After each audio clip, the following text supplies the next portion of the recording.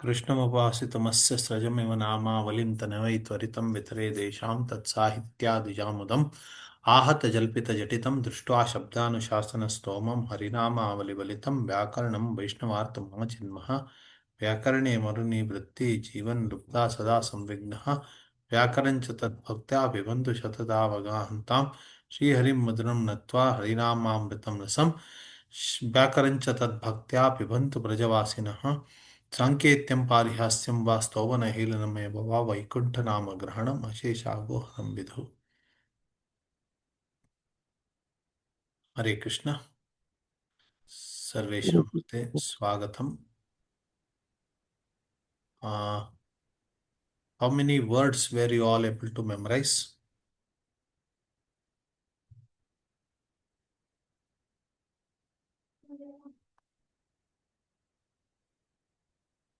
Hare Krishna.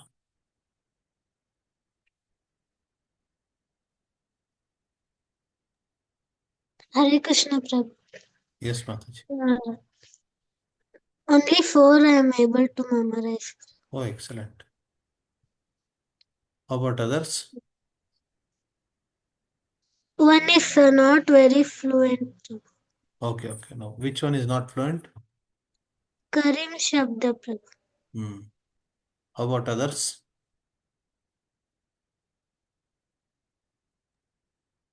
Hare Krishna. Yes. I'm able to memorize two, Prabhu. Third and fourth, I'm trying. Fluently, it's not coming, but I'm trying, Prabhu. Others?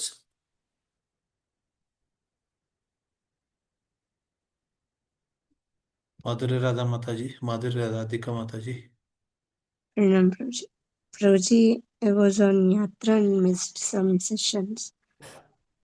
I will take some time. By next week, I'll prepare these words, Prabhuji. Yeah, just a minute.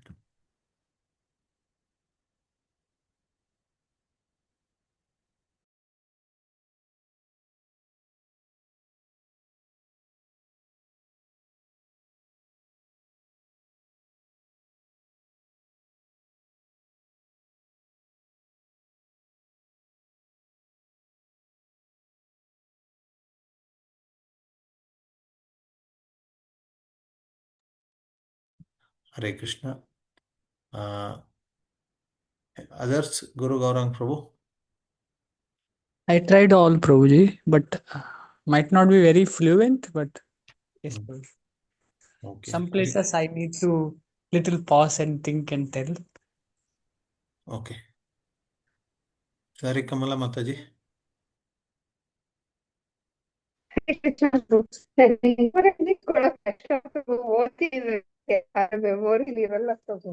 ಆ network cut ಆಗ್ತಾ ಇದೆ, ಕೇಳಿಸ್ಲಿಲ್ಲ. ಇನ್ನೊಂದ್ಸರಿ ಹೇಳ್ತೀರಾ? Memory ಅಲ್ಲಿ ಇಟ್ಕೊಳ್ಳೋದು ಕಷ್ಟ ಪ್ರಭು. ನಾನು ಎಲ್ಲ ಓದ್ತೀನಿ, ಆದ್ರೆ ನೆನ್ಪುಳಿಯಲ್ಲ.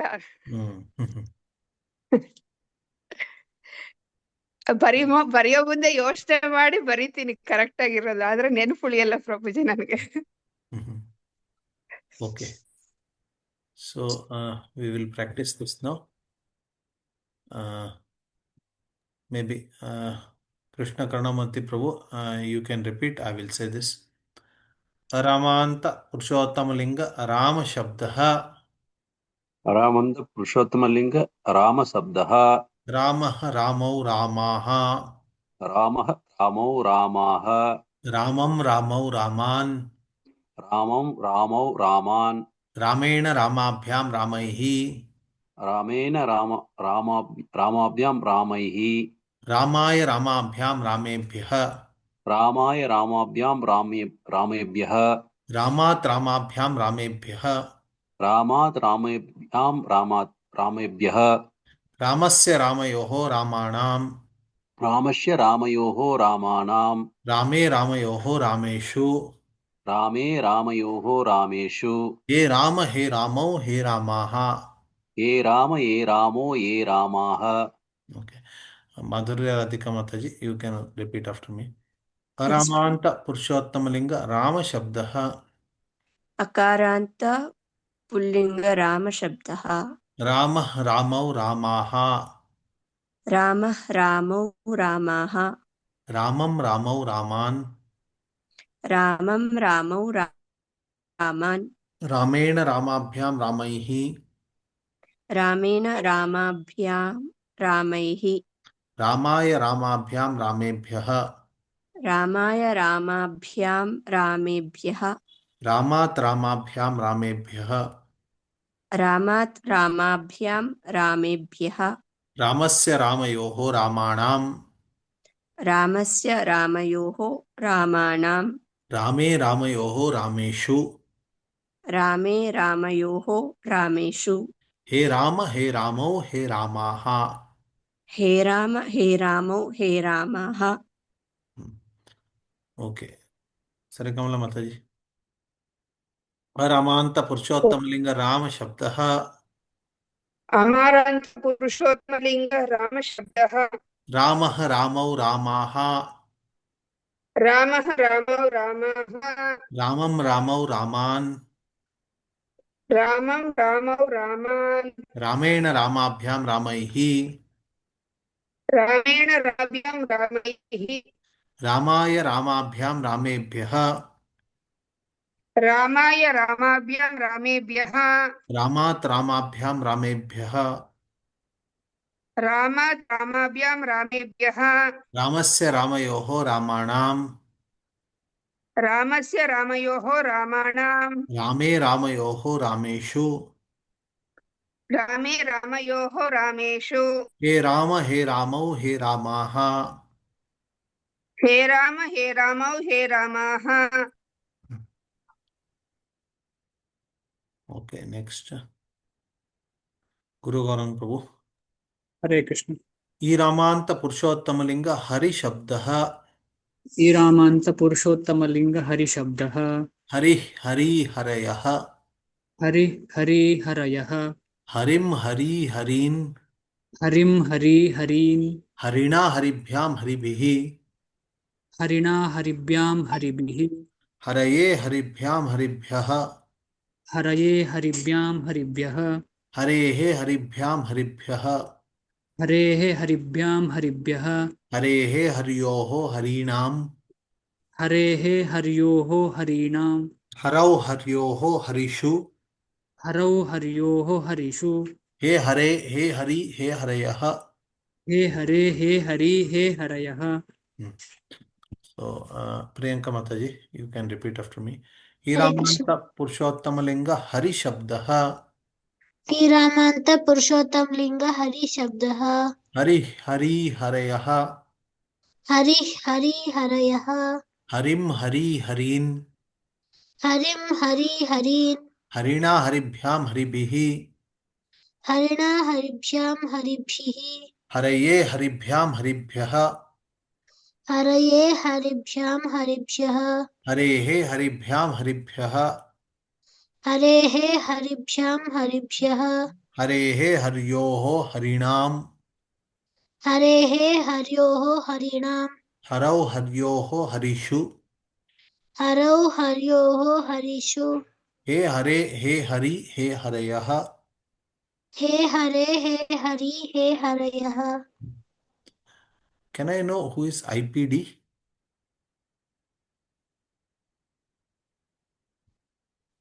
Lakshman Prasad, sorry, Guruji. Okay, LPD. Okay. Yes, Prabhuji. Prabhu, you can repeat after me now.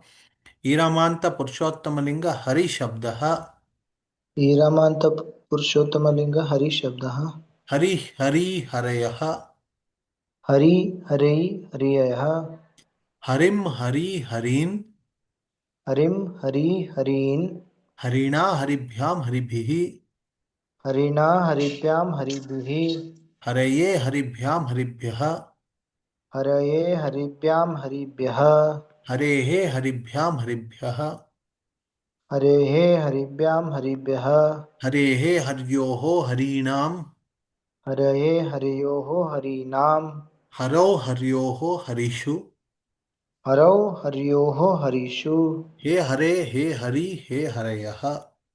हे हरे हे हरि हे हरेय Okay. Just now we will go to Karin Shabda.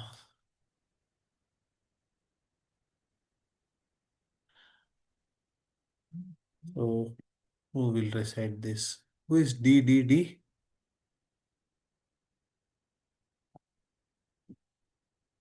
Right.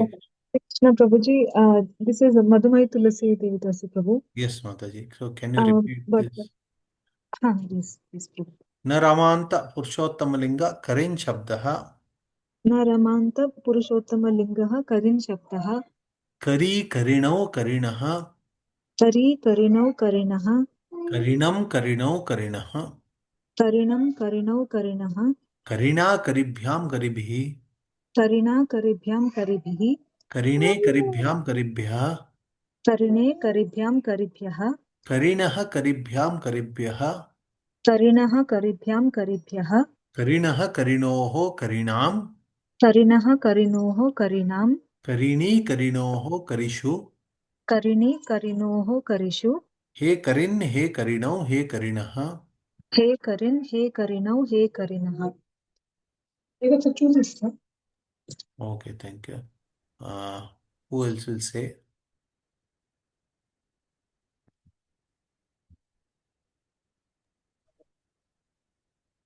Priyanka Mataji would like to say. Yes, Prabhu.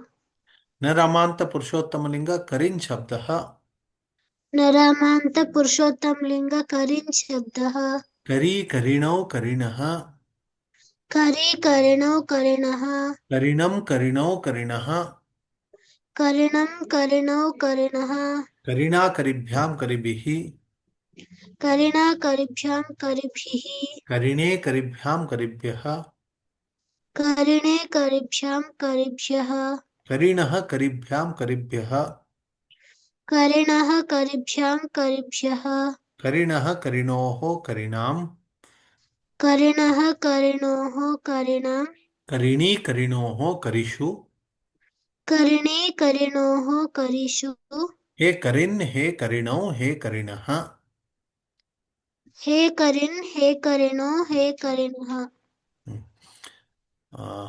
So Krishna Karunamurthy Prabhu, can you repeat after me?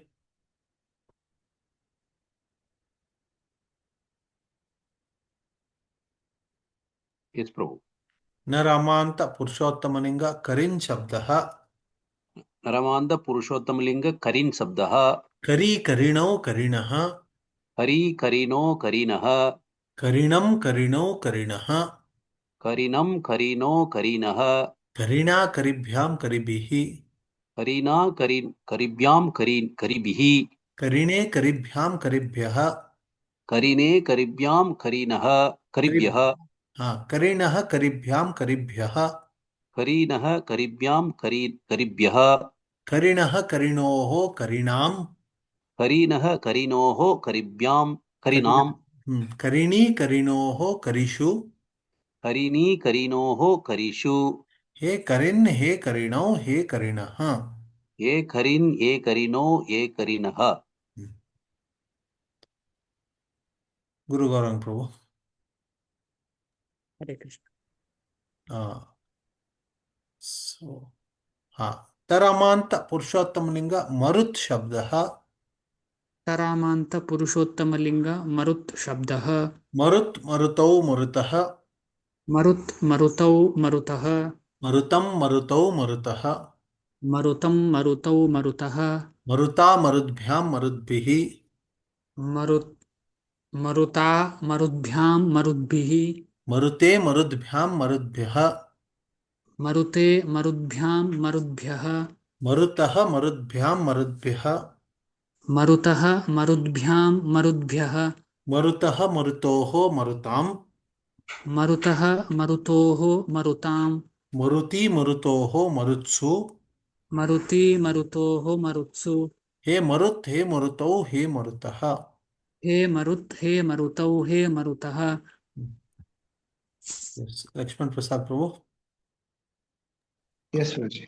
तरामांत पुरुषोत्तमलिंग मरुत् शब्दः तरामांत पुरुषोत्तमलिंग मरुत् शब्दः मरुत् मरुतौ मरुतः मरुत् मरुतौ मरुतः मरुतं मरुतौ मरुतः मरुतं मरुतौ मरुतः मरुता मरुद्भ्यां मरुद्भिः मरुता मरुद्भ्यां मरुद्भिः मरुते मरुद्भ्यां मरुद्भ्यः मरुते मरुद्भ्यां मरुद्भ्यः मरुतः मरुद्भ्यां मरुद्भ्यः मरुतः मरुद्भ्यां मरुद्भ्यः मरुतः मरुतोः मरुतां मरुतः मरुतोः मरुतां मरुति मरुतोः मरुत्सु मरुति मरुतोः मरुत्सु हे मरुत् हे मरुतौ हे मरुतः हे मरुत् हे मरुतो हे मरुतः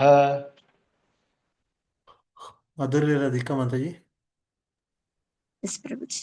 करामांत पुरुषोत्तमलिंग मरुत् शब्दः हे रामन्त पुरुषोत्तमलिङ्गः मरुत् शब्दः तरामांत पुरुषोत्तमलिंग मरुत् शब्दः त रामान्त पुरुषोत्तमलिङ्गः मरुत् शब्दः मरुत् मरुतौ मरुतः मरुत् मरुतो मरुतः मरुतं मरुतौ मरुतः मरुतं मरुतौ मरुतः मरुता मरुद्भ्यां मरुद्भिः मरुता मरुद्भ्यां मरुद्भिः मरुते मरुद्भ्यां मरुद्भ्यः मरुते मरुद्भ्यां मरुद्भ्यः मरुतः मरुद्भ्यां मरुद्भ्यः मरुतः मरुद्भ्यां मरुद्भ्यः मरुतः मरुतोः मरुतां मरुतः मरुतोः मरुतां मरुति मरुतोः मरुत्सु मरुति मरुतोः मरुत्सु हे मरुत् हे मरुतौ हे मरुतः हे मरुत् हे मरुतोः हे मरुतः हे मरुतौ हे मरुतः हे मरुतौ हे मरुतः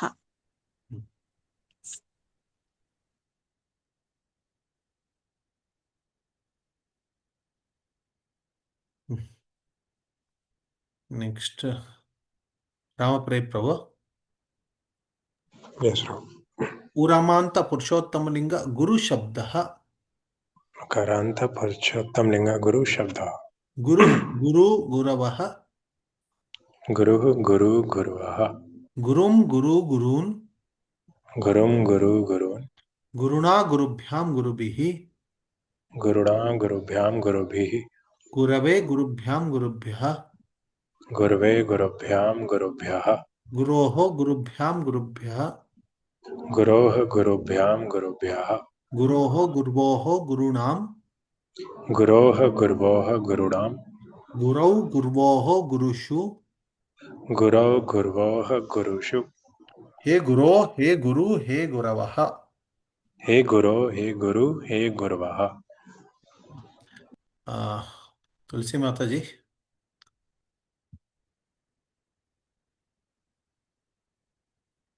can you repeat after me Hare Krishna Tulsi माता ji are you able to hear D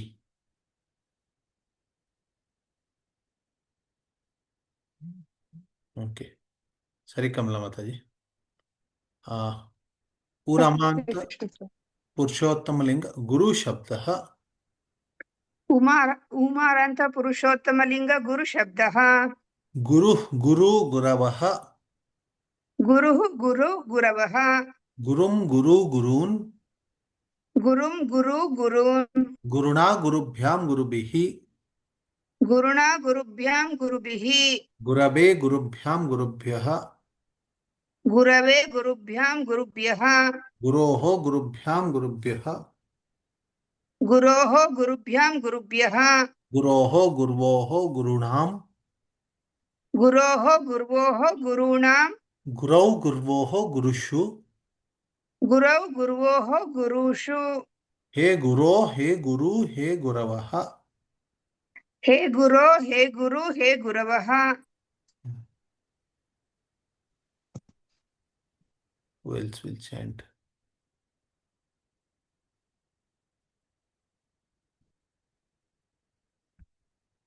Priyanka Mataji, you can chant. Uramanta Purushottamalinger Guru Shabdah. उरामांत पुरुषोत्तम लिंग गुरु शब्दः Guru Guru Guravah. गुरुः गुरु गुरवः Gurum Guru Gurun. गुरुं गुरु गुरून् Guruna Gurubhyam Gurubihi.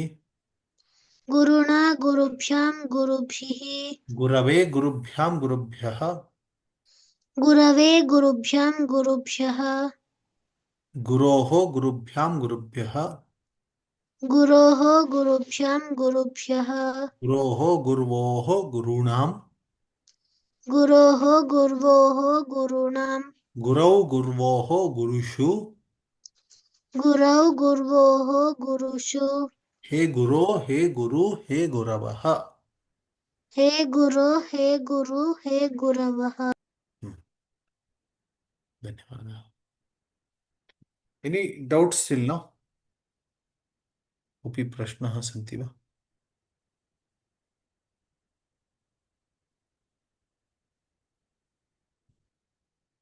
Yes.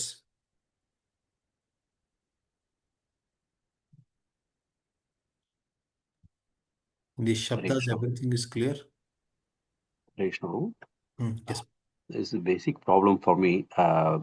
This Varnamala. So the Guru,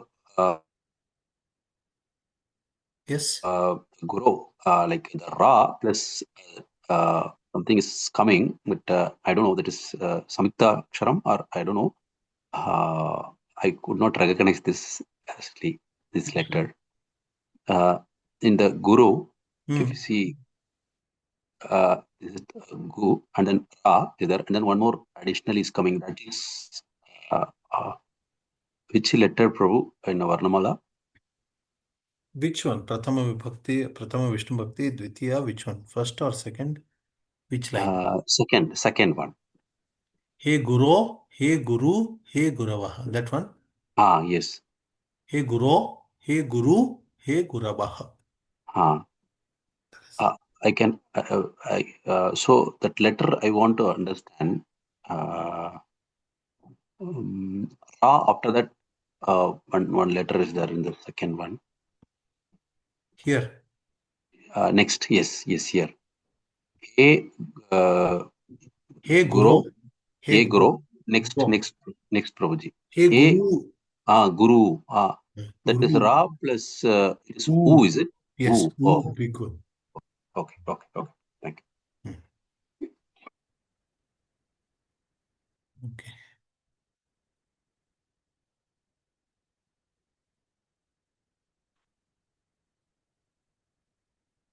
चषकः एतत् किम्? चषकः चमसः. एतत् चमसः.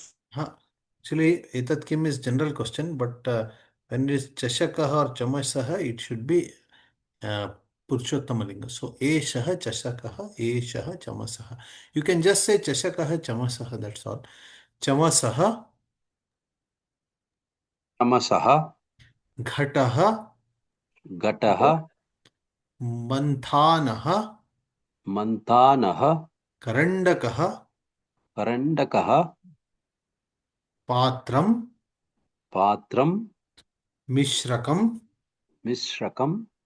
Peshakam. Sthalika. Churika. Agnipetika. Siktavartika.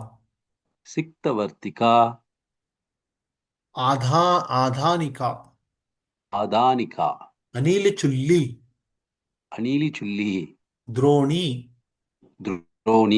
Darvi. Bashpasthali. Bashpasthali.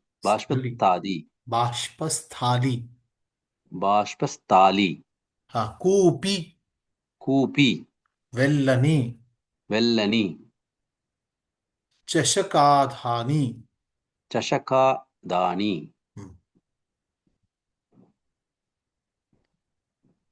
Balakah. Balakaha. Balakah. Balakaha. Balakaha.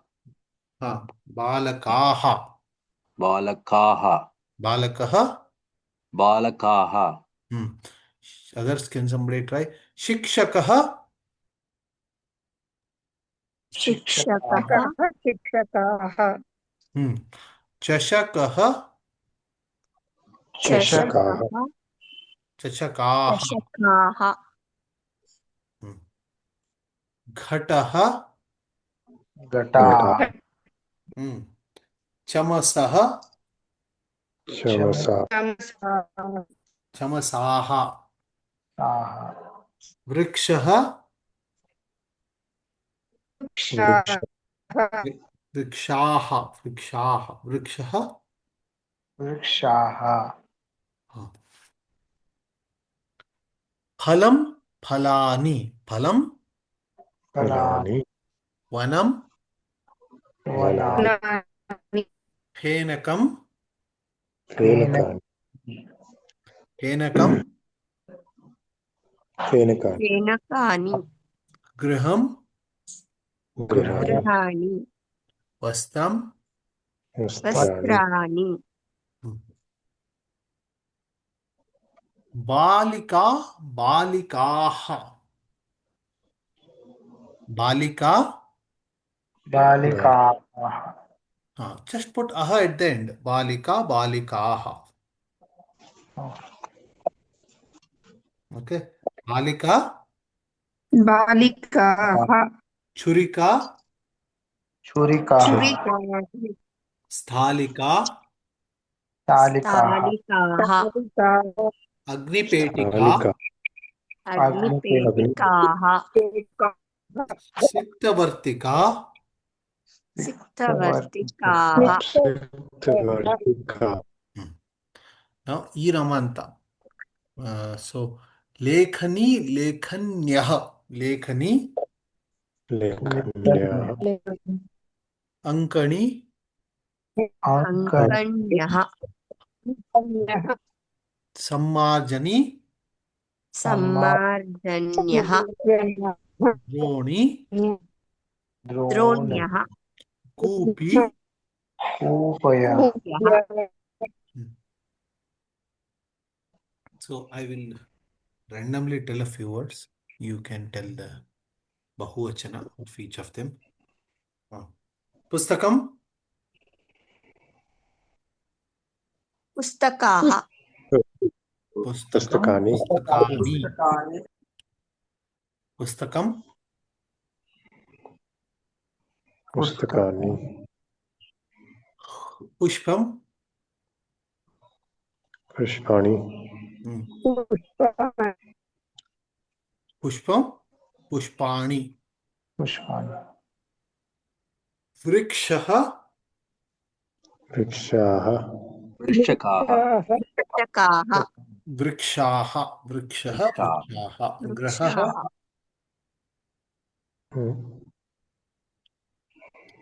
गृह गृहाणि गृहाः गृहाः oh, okay now patram पत्राणि patrani पत्राणि so similarly graha when I said it is graham grahani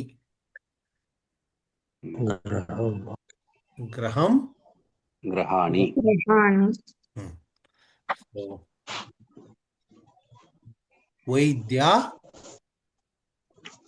वैद्याः वैद्याः वैद्या वैद्याः वैद्याः तक्षकः तक्षकाः तक्षकाः तक्षकाः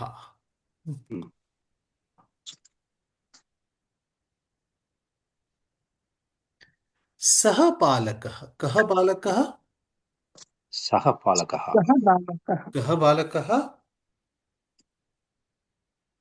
कः बालकः सः बालकः ते बालकाः के बालकाः ते बालकाः ते बालकाः सः बालकः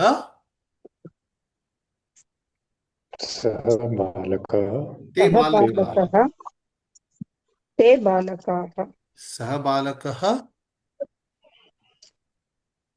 हे बालकः हाँ ते बालकाः सः शिक्षकः ते ते शिक्षकाः ते शिक्षकाः सः सः चषकः ते हे चषकाः सः चषकः हे चषकाः सः घटः हे घटः ये घटाः घटाः घटाः सः चमसः हे चमसाः ये चमसः चमसाः तत् फलं तत् हे फलाः तानि फलानि तत् फलं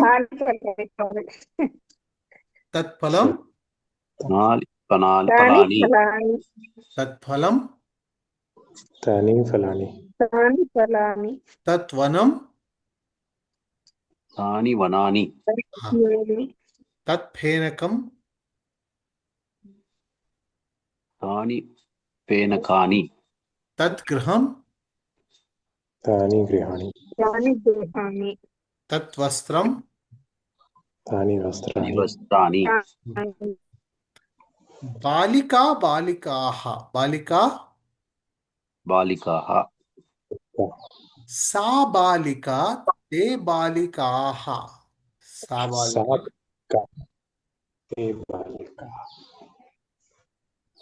सा बालिका सा ये ये बालिकाः सा चुरिका ये छुरिकाः सा स्थालिका हे स्थालिकाः ते स्थालिकाः ते ते स्थालिकाः ओके सा अग्निपेटिका ते अग्निपेटिकाः सा सिक्तवर्तिकाः सा सिक्तवर्तिका ते सिक्तवर्तिकाः So here at the end it is given सह ते सा ताः तत् तानि ओके कोऽपि समस्या अस्ति वा एतस्मिन् विषये एनी डाउट्स अबाउट दिस वस्त्राणि and falani. Vastrani has ada, right, and falani has na. Yes. So I will explain. It is little complex. I will come up with a diagram next time and explain it to you. Without diagram, it's difficult to explain. Okay. Okay. Thank you. अन्य कोऽपि प्रश्नाः सन्ति वा?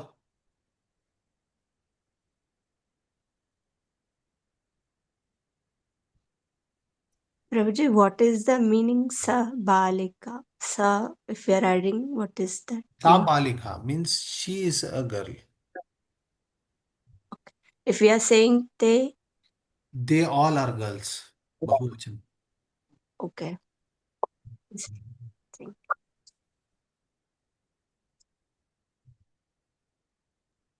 If it is he is a boy, then Saha where te saha balakah te balakaah. Saha balaka te balakaha. Okay. Prabhuji, this is Ekavachan and Bahuvachan. Dvivachan also will come later. Yeah, saha taute samte tam. So if the whole Dvivachan will be there, but as of now, just to introduce the language, only this much is required. So we do. Okay, Prabhuji. Okay. Anything to ask? No. So if you can put little more effort to memorize the shabdas, because what happens is Samskrita, you see, initially enthusiasm might be there, but gradually enthusiasm comes down. You see, there are more than 100 plus people are there in the group, but then gradually it is becoming difficult. So unless we keep practicing this, keep memorizing this, whatever is given, we will lose interest very soon. We will not be able to continue long. So for that, some effort initially is required. Initially, if you put little more effort to memorize these things, it becomes easy.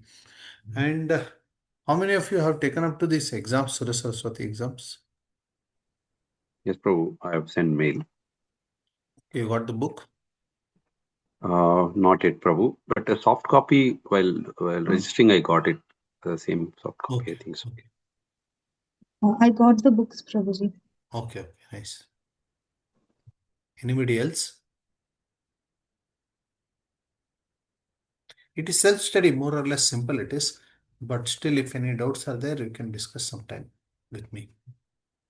Okay.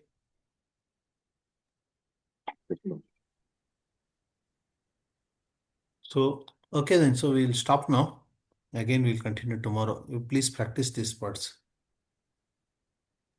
Thank you. Thank you so much. Dhanyavad, Prabhu. ಧನ್ಯವಾದ. ಧನ್ಯವಾದ ಪ್ರಭು.